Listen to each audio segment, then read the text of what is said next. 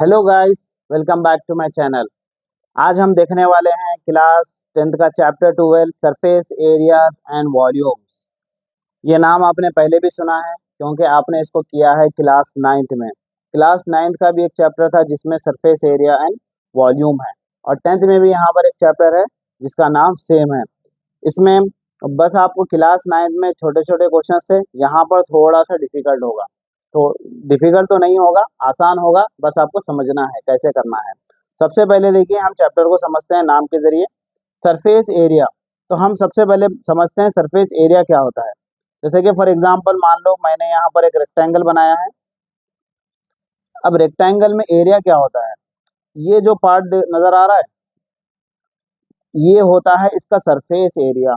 ये हो गया हमारा 2D शेप। अब यहाँ पर जो भी बात होगी इस चैप्टर में, वो सारे के सारे जितने भी शेप्स होंगे वो 3D होंगे। जैसे कि यहाँ पर ये वाला शेप स्क्वायर है, ये 2D शेप है। इसको हम क्या करेंगे, 3D बनाएंगे। ये हो गया 3D। अब इसका सरफेस एरिया क्या होगा, इसका सरफेस एरिया होगा जैसे कि इस क्यूब को मैं कहाँ कहाँ पर टच कर सकता हूँ। जैसे कि मैं इसके यहाँ पर छत के ऊपर टच कर सकता हूँ, इसके नीचे वाले पार्ट पर टच कर सकता हूँ नीचे से, ठीक है, इसके साइड वाले पार्ट पे टच कर सकता हूँ, इसके पीछे वाले पार्ट पे टच कर सकता हूँ, और यहाँ पर भी कर सकता हूँ, और ये सामने वाले पार्ट पर भी टच कर सकता हूँ। जहां जहां पर इसको मैं टच करूंगा उसको बोलेंगे हम सरफेस एरिया। जैसे कि फॉर एग्जांपल यहाँ पर देखिए, ये एक रबर है, यहाँ पर देखिए ये एक सॉलिड शेप है और ये 3D शेप है। यहाँ पर देखिए ये वाला जो पार्ट है यहाँ पर टच कर सकता हूँ मैं, यहाँ पर कर सकता हूँ, यहाँ पर कर सकता हूँ, यहाँ पर, और इधर भी और इधर भी। तो ये जो पार्ट है जहां जहां इसको मैं टच कर सक रहा हूँ वहां क्या होगा, इसको बोलेंगे हम सरफेस एरिया। तो मान लीजिए यहाँ पर 6 साइड है, तो यहाँ पर जहां जहां भी टच हो रहा है, जैसे कि मैं ये रबर बना दूंगा, अगर यहाँ पर कुछ इस शेप का है तो यहाँ यहाँ पर जहां पर भी टच करता हूँ तो टोटल इसके कितने फेस है, 6 फेस है, 6 फेसेस। यहाँ पर देखिए क्यूब के भी ऐसे ही 6 फेसेस है। ये हो गया सरफेस एरिया। कोन भी है, कोन ऐसे रहता है, इसके देखिए यहाँ पर टच कर सकते हैं, इसका ये वाला पार्ट कर्व जो पार्ट होता है, और इसके जो नीचे साइड होता है इसको भी हम टच कर सकते हैं। ऐसे ही सॉलिड शेप्स होते हैं, जहां जहां हम इसको टच कर सकते हैं वो होता है इसका एरिया, सरफेस एरिया कहते हैं। वॉल्यूम क्या होता है, इसी शेप को ले लेते हैं। अब यहाँ पर देखिए वॉल्यूम, इसकी कैपेसिटी कितनी है, ये कितनी जगह पे आएगा। अगर मैं इसको इस पेपर पे रख दूं तो ये कितनी जगह लेगा, या फिर मैं इसको ऐसे ही कहीं पर रख दूं, हवा में रख दूं, तो ये हवा में कितनी जगह लेगा। ये जहां जहां जितनी जगह लेता है इसकी कैपेसिटी कितनी है। जैसा कि हम बैठने के लिए कितनी जगह लेंगे, वो हमारा वॉल्यूम हो गया। और यहाँ पर ये जो रबर है इसको हम रखते हैं कहीं पर, तो इसको कितनी जगह चाहिए रखने के लिए, ये इसका वॉल्यूम हो गया। जैसा कि हमारा एक घर है, वो घर कितनी जगह पर आएगा, या फिर हम घर के अंदर का वॉल्यूम देखें तो घर के अंदर कितनी चीजें आएंगी, वो घर का वॉल्यूम हो गया। बेसिकली वॉल्यूम का मतलब होता है कैपेसिटी, कैपेसिटी कि उसके अंदर कितनी चीजें आएंगी। जैसे घर के अंदर कितनी चीजें आएंगी, घर के अंदर 100 चीजें आएंगी तो इसका मतलब घर की कैपेसिटी है 100। एक क्लास में 50 स्टूडेंट होंगे तो इसकी क्लास की जो डेंसिटी कैपेसिटी है, वॉल्यूम है, वो होगी 50। ऐसे ही कुछ एग्जाम्पल से समझ जाइए। इसके अंदर जैसा कि यहाँ पर देखिए,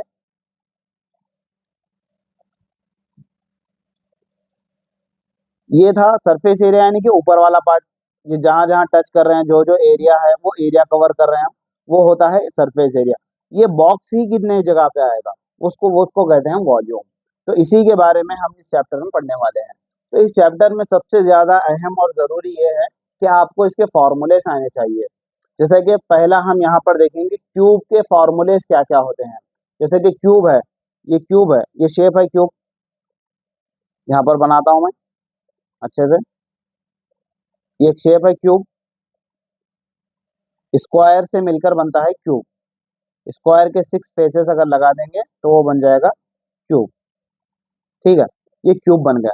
अब यहाँ पर देखिए, इसकी अगर मैं ये साइड को ए मानूं और ये साइड को भी इसकी मैं ए मानूं, तो ऑल साइड्स इक्वल होते हैं इसमें।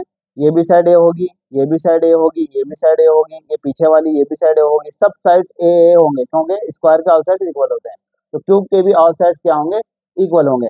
तो सबसे पहले यहाँ पर समझते हैं फॉर्मूला बनाते कैसे हैं क्यूब का।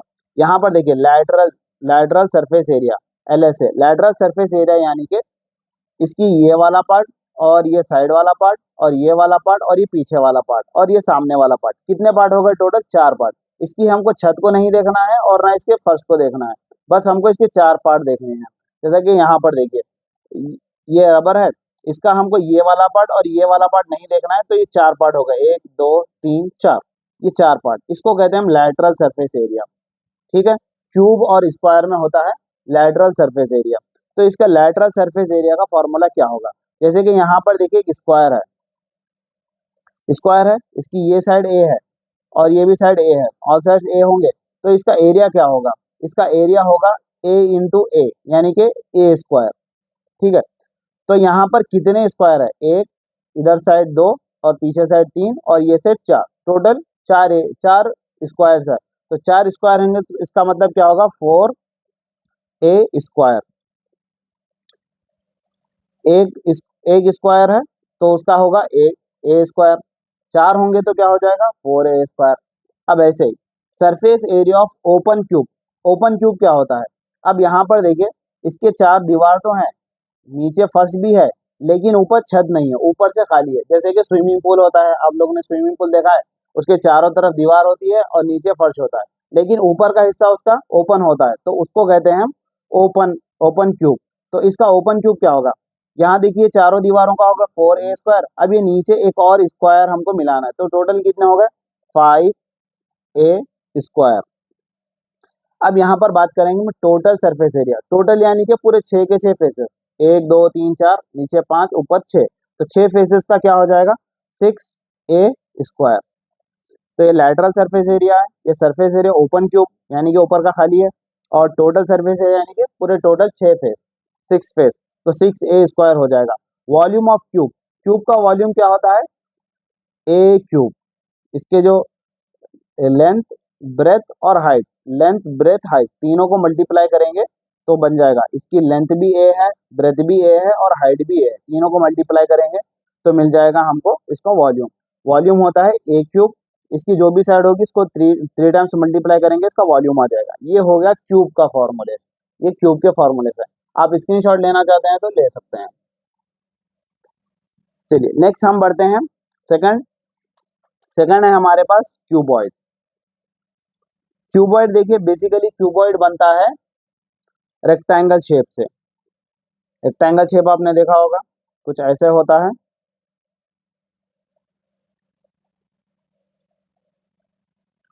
ये हो गया क्यूबॉइड। क्यूब होता है चारों तरफ से इक्वल होता है, रेक्टेंगल चारों तरफ से इक्वल नहीं होता, तो इसके साइड्स अलग अलग होंगे। तो यहाँ पर देखिए ये जो साइड है इसको बोलेंगे हम लेंथ, और यहाँ पर ये जो साइड है इसको बोलेंगे हम ब्रेथ, और ये ऊंची वाली जो साइड है इसको बोलेंगे हम हाइट। ठीक है, रेक्टेंगल बेसिकली इसके तरह होता है। अब यहाँ पर देखिए ये जो है इसका ये वाला फेस और ये पीछे वाला फेस दोनों इक्वल होंगे, ये वाला और ये वाला दोनों इक्वल होंगे, ये वाला और ये वाला दोनों इक्वल है, और इसका जो टॉप है और ये जो बॉटम है ये दोनों इक्वल होंगे। मतलब इसके दो फेस इक्वल होते हैं, अपोजिट फेस, मतलब इसका और इसके पीछे वाला इक्वल होता है, इसका और इसके ये साइड वाला इक्वल होता है, ऊपर का और ये नीचे का दोनों आपस में इक्वल होते हैं। तो इसके हिसाब से हम फॉर्मूला बनाएंगे। सबसे पहले यहाँ पर देखिए लैटरल सरफेस एरिया, लैटरल यानी कि इसके 4 फेस, नीचे और ऊपर का हमको छोड़ देना है, तो 4 फेस का हम कैसे बनाएंगे? यहाँ पर देखिए सबसे पहले ये वाला, पहले सामने वाला लेते हैं, तो सामने वाला क्या है? नीचे वाला लेंथ है, और ये जो साइड में है इसको बोलेंगे हम हाइट। ठीक है, तो इसका एरिया क्या होगा? इसका एरिया होगा लेंथ इंटू हाइट। इसके पीछे भी सेम है, तो इसका मतलब 2 लेंथ 2 हाइट इसके अंदर बराबर है। अब ये वाला पार्ट लेते हैं, मतलब 2 पार्ट हो गए, ये सामने वाला और पीछे वाला दोनों सेम है, 2 पार्ट हो गए। अब ये 2 पार्ट लेते हैं, दोनों सेम है, तो ये वाला जो पार्ट है वो कुछ ऐसे है, यहाँ पर ब्रेथ है और यहाँ पर हाइट है। तो इसको जब करेंगे हम, इसका सरफेस एरिया निकालेंगे, तो ये होगा ब्रेथ इंटू हाइट, है ना। तो अब ये और ये दोनों सेम है, तो इसका मतलब 2 ब्रेथ 2 हाइट हो गए। तो लेटरल सरफेस एरिया हम सिंपली लिखेंगे 2 length into height plus 2 breath into height. अब यहाँ पर देखिए टू और h दोनों में कॉमन है, टू और हाइट दोनों में कॉमन है, तो हम क्या करेंगे कॉमन ले लेंगे, टू और हाइट को कॉमन ले लेंगे। यहाँ पर बचा देखिए l प्लस टू और h कॉमन ले लिए, तो यहाँ पर क्या बचा, यहाँ पर बचा b। क्लियर हो गया। अब यहाँ पर surface area of open cuboid, open की बात करेंगे। ओपन में क्या हो जाता है, इसका फर्श आ जाता है, ये ऊपर से खुला होता है। अभी हमने देखा चारों को अगर हम ऐड करें, सॉरी चारों का अगर हम सरफेस एरिया करें वॉल का, तो यहाँ पर ये आता है, तो हम सिंपली वही लिख देंगे, ये हो गया 4 वॉल्स का। अब इसके अंदर एक और ऐड हो गया, नीचे वाला फर्श। नीचे वाला फर्श क्या है, देखिए नीचे वाले फर्श में लेंथ है और क्या है, लेंथ और ब्रेथ दोनों है, तो हम क्या करेंगे प्लस में लेंथ इंटू ब्रेथ लिख देंगे, ये 4 और ये नीचे वाला। ठीक है, आई होप आपको समझ में आया होगा। नेक्स्ट चलते हैं हम total surface area. Total surface area में क्या हो जाता है, यहाँ पर देखिए टोटल में हो जाता है ऊपर वाला पार्ट भी आ जाता है। ठीक है, तो इसको हम क्या करेंगे, पहले खुला खुला लिख लेते हैं। इसके अंदर टोटल है 2 length into breadth plus 2 breath into height, मतलब 2 ब्रेथ 2 हाइट है इसके पास, और 2 हाइट इंटू लेंथ, सब दो दो दो दो दो दो है इसके बाद। मतलब ये एल इधर भी है और ये पीछे वाले साइड में भी है, एच इधर भी है और इधर भी है, बी ब्रेथ इधर भी है और इधर भी है, मतलब हर तरफ दो दो है। तो इसको हम क्या करेंगे कॉमन लेंगे। अब इसमें देखिए सबके पास two two two two common है, तो हम क्या करेंगे 2 को कॉमन ले लेंगे। यहाँ पर क्या बचेगा, length breadth plus breadth height plus height length, ये हो गया total surface area of cuboid. अब चलते हैं वॉल्यूम। वॉल्यूम इसका कैसे निकालेंगे, वॉल्यूम को हम सिंपली क्या करेंगे, इसकी जो 3 साइड है उसको मल्टीप्लाई कर देंगे। 3 साइड क्या है, इसका लेंथ है, length into breadth into height, ये हो गया वॉल्यूम, ये हो गया क्यूबॉइड के फॉर्मूले। चलिए नेक्स्ट फिगर हम देखते हैं। नेक्स्ट फिगर हमारे पास है सिलेंडर। तो सिलेंडर का देखते हैं हम क्या है। सिलेंडर का नाम आपने सुना होगा, घर में देखा होगा आपने, सिलेंडर वो गैस सिलेंडर होता है। उसका नाम सिलेंडर इसलिए पड़ा क्योंकि वो शेप होता है बिल्कुल सिलेंडर की तरह। यहाँ पर देखिए आपने गिलास देखा है घर में, कुछ ऐसे होता है, ये होता है सिलेंडर, इसको बोलते हैं हम सिलेंड्रिकल शेप। ये सिलेंडर शेप होता है। इसके अंदर देखें यहाँ पर रेडियस होता है, ये आर रेडियस है, और ये वाली जो हाइट, ये वाली जो दिख रही है आपको लेंथ, इसको बोलते हैं हम हाइट। ये यहाँ पर भी रेडियस होता है। अब यहाँ पर इसका कर्व सरफेस एरिया, अभी हमने थोड़ी देर पहले पढ़ा था लैटरल। क्यूब और क्यूबॉइड में हम लैटरल यूज करते हैं, लैटरल और कर्व एक ही बात है। जब कर्व की बात होगी तो ये गोल होता है ना, अच्छा राउंड राउंड शेप होता है, तो इसको हम बोलेंगे कर्व। तो कर्व सरफेस एरिया का मतलब होता है इसका ये वाला पार्ट, यानी कि गोल गोल गोल गोल पार्ट, इसका ऊपर और नीचे का हमको छोड़ देना है।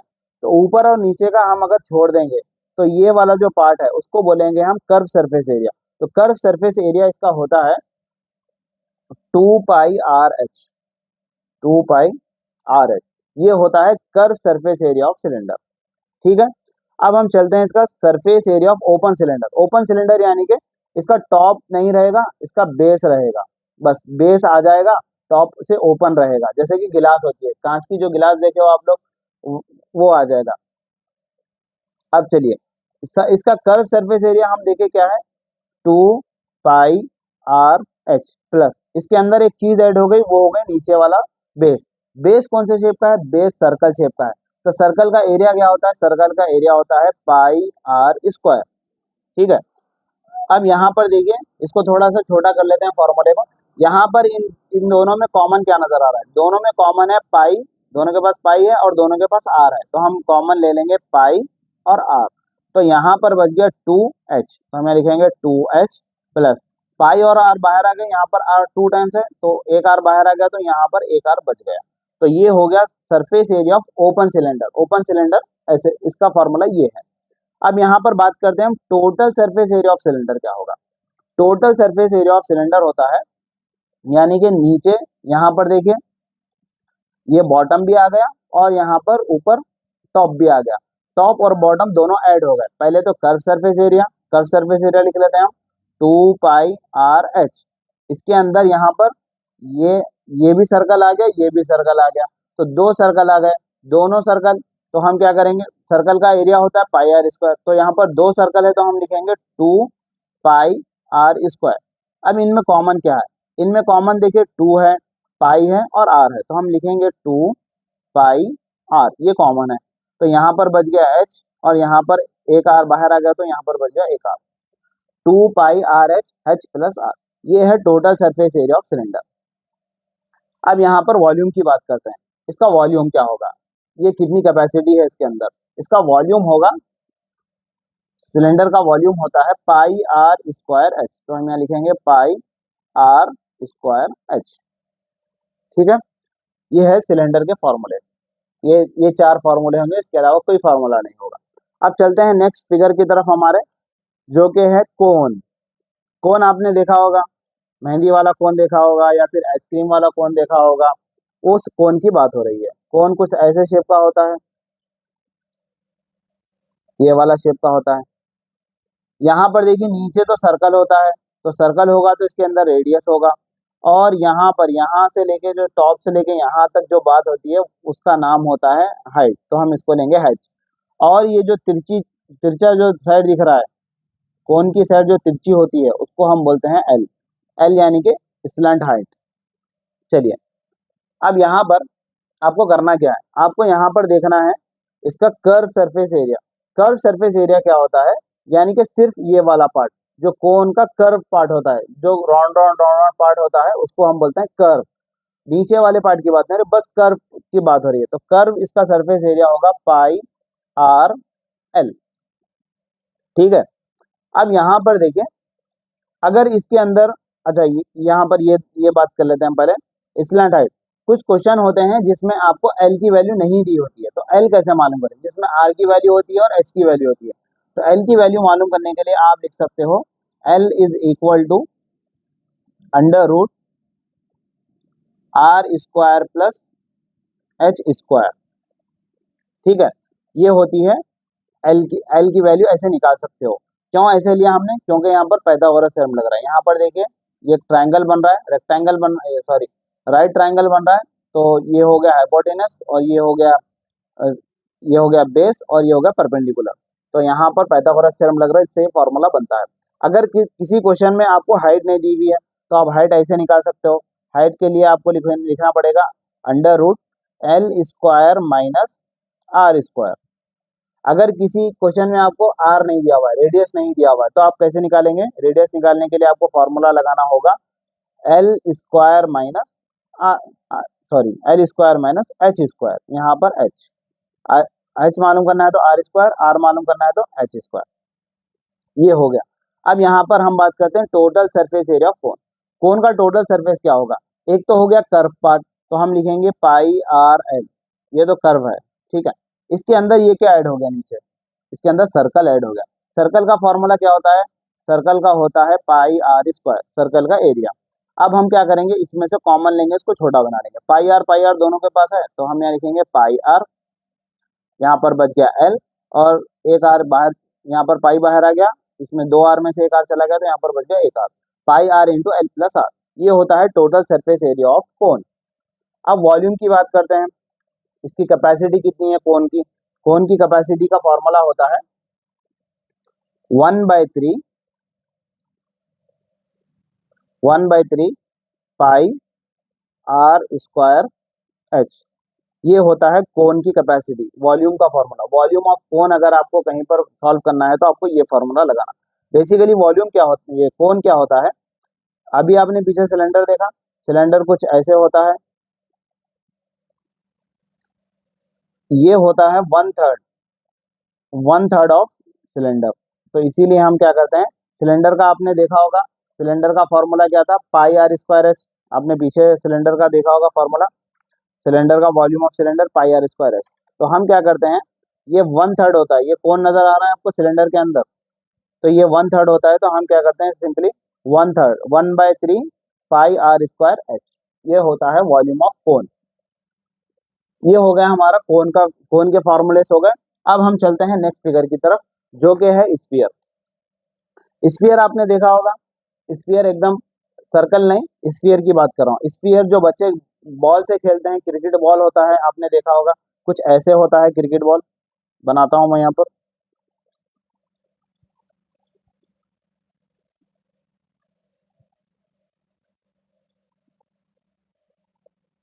ये क्रिकेट बॉल ऐसे होता है। या फिर आपने स्कूल में ग्लोब देखा होगा वर्ल्ड का, वो भी होता है, वो स्फीयर शेप का होता है, वो पूरा जो गोल होता है उसको हम बोलते हैं स्फीयर।